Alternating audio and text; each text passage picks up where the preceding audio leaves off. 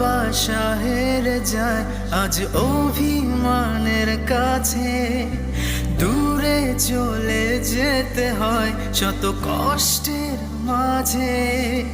এভাবেই কি থেমে যায় সম্পর্কের বাঁধন, ছিঁড়ে যায় প্রেমের সুতো কারণ অকারণ।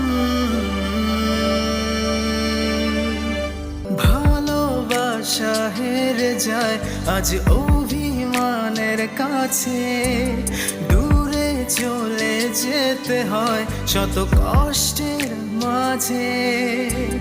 ভালোবাসা হেরে যায় আজ অভিমানের কাছে, দূরে চলে যেতে হয় শত কষ্টের মাঝে।